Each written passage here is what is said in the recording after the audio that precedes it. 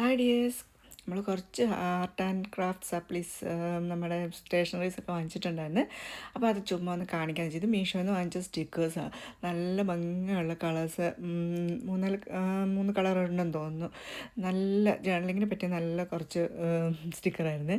പിന്നെ ഞാൻ school notebook പൊതിയാൻ വേണ്ടി കുറച്ച് റാപ്പ് ചെയ്യുന്ന ഇത് വാങ്ങിച്ചിട്ടുണ്ടായിരുന്നു, ട്രാൻസ്പെറൻ്റ് ആയിട്ടുള്ള ഷീറ്റിൽ. പക്ഷേ അതിലൊരു ചെറിയ മോട്ടീഫ് ഇങ്ങനെ എന്താ പറയുന്നത് പൂവൊക്കെ വന്നിട്ടുണ്ടായിരുന്നു, പക്ഷെ പൊതിഞ്ഞില്ല.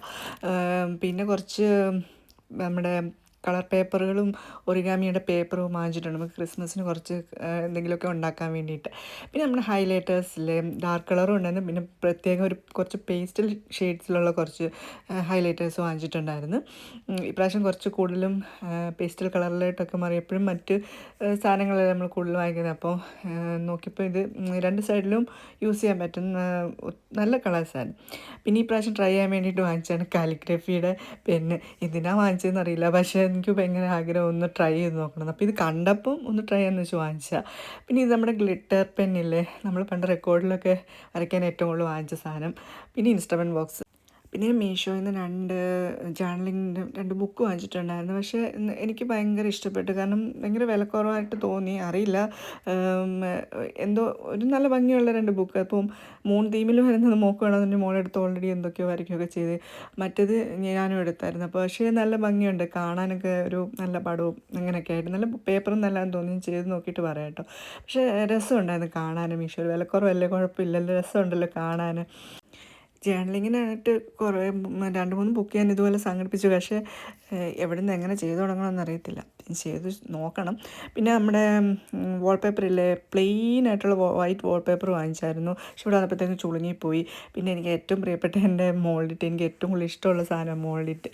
ഇനി ഇതാണെങ്കിൽ നമ്മുടെ ടാക്ടിക് ഒട്ടിക്കാൻ, വോളിലൊക്കെ ഒട്ടിക്കാൻ പറ്റുന്ന ഫേബർ കാസിലിൻ്റെ സ്റ്റിക്ക് ചെയ്യുന്ന വോൾ ഗ്ലൂ പോലത്തെ സാധനമില്ല, അത് വാങ്ങിച്ചിട്ടുണ്ടായിരുന്നു. പിന്നെ ഇതൊരു ഗിഫ്റ്റ് കിട്ടിയ സാധനമാണ്. പക്ഷെ നല്ല ഭംഗിയുണ്ട് ഇത് കാണാൻ. എന്താ പറയുക, ഇതിൻ്റെ ആ പേപ്പറിൻ്റെ ഇത് തന്നെ ഭയങ്കര ക്വാളിറ്റി ഉള്ളതാണ്.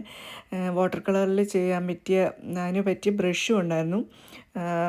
ബ്രഷിൽ നമ്മൾ ഫില്ല് ചെയ്തിട്ട്, ഇത് വാട്ടർ കളറിൻ്റെ പേസ്റ്റൽ ഷെയ്ഡ്. അറിയില്ല, ഈ പ്രാവശ്യം എല്ലാം പേസ്റ്റൽ ഷെയ്ഡ് തന്നെ ഗിഫ്റ്റ് കിട്ടിയതും അത് തന്നെ. നല്ല ഭംഗിയുള്ള കളേഴ്സ്. പിന്നെ ചെയ്യുമ്പം കാണിച്ചു തരാം കേട്ടോ. ഇതിനകത്ത് ഈ ബ്രഷ് യൂസ് ചെയ്തിട്ടാണ് അത് ഫില്ല് ചെയ്ത്. ഇങ്ങനത്തെ ഞാൻ യൂസ് ചെയ്തിട്ടില്ല, ആദ്യമായിട്ടാണ് ട്രൈ ചെയ്തിട്ട് കാണിക്കാം കേട്ടോ. പിന്നെ നമ്മുടെ ചാനൽ ആദ്യം എൻ്റെ ഷോർട്ട് വീഡിയോ ഇട്ടിട്ടുണ്ട്, കണ്ടു നോക്കണേ. പിന്നെ വീണ്ടും ഞാനൊരു ജേർണലിംഗ് ഡയറി കണ്ടപ്പോൾ വാങ്ങിച്ചു.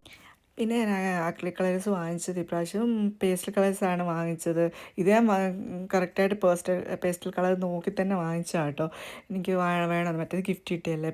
പിന്നെ നമ്മുടെ മൊബൈൽ സ്റ്റാൻഡ്, റിങ് ലൈറ്റും ഒക്കെ കൂടെ ഉള്ള ഒരു സെറ്റ് ഞാൻ വാങ്ങിച്ചിട്ടുണ്ട്. ഇതിൻ്റെ വീഡിയോ ഞാൻ ഷോർട്സായിട്ട് ഇടാനായിട്ട്, ഇതിൻ്റെ സംഭവം കാര്യങ്ങളൊക്കെ. പിന്നെ ഇതുപോലെ ഒരു സെറ്റ് സ്റ്റിച്ചിങ്ങിന് വേണ്ടിയിട്ട് കുറച്ച് ത്രെഡും കൂടി വാങ്ങിച്ചിട്ടുണ്ടായിരുന്നു. അപ്പോൾ അത്രയൊക്കെ ഉള്ളൂ. Thanks for watching.